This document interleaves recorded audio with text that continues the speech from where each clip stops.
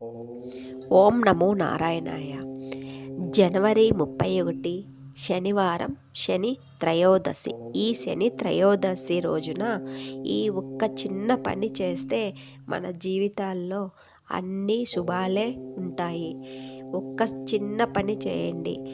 బ్రహ్మముహూర్తంలో లేచి ఈ ఒక్క శ్లోకం చదువుకోవాలి. అది ఎప్పుడు చదువుకోవాలి, శ్లోకం ఇప్పుడు చెప్తాను. మొట్టమొదటిగా నా ఛానల్ చూసేవాళ్ళు సబ్స్క్రైబ్ చేసుకోండి. శనిదేవుని ఆశీస్సులు కావాలంటే ఒక్క లైక్ చేయండి. శనేశ్వరాయ నమః అని టెక్స్ట్ పెట్టండి. ఇప్పుడు శ్లోకం చెప్తాను. నీలాంజన సమాభాషం రవిపుత్రం యమాగ్రజం ఛాయా మార్తాండ సంభూతం తం నమామి శనేశ్వరం.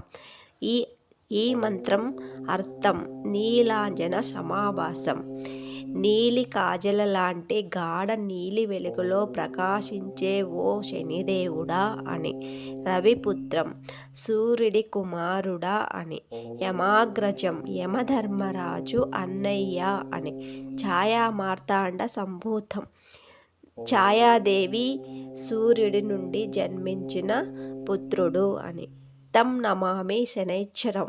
ఆ శనేశ్వరుడు నేను నమస్కరిస్తున్నాను. ఓ శనేశ్వర దేవా, నేను నిన్ను నమస్కరిస్తున్నాను అని అర్థం.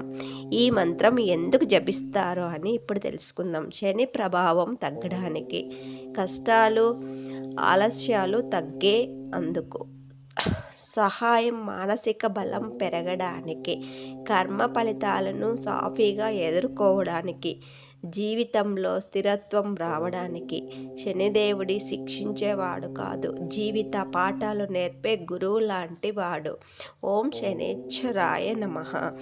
ఈ మంత్రాన్ని శనివారం ఉదయం లేదా సాయంత్రం 11 లేదా 21 సార్లు లేదా 108 సార్లు ప్రశాంతమైన మనసుతో జపిస్తే మనకు గంభీరమైన శాంతి వస్తుంది.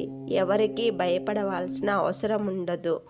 మొట్టమొదటిగా మన శత్రువులు మన కంటి వైపు కూడా చూడడు. మనం వెనక నుంచి కూడా చూసే ధైర్యం వాళ్ళకు ఉండదు.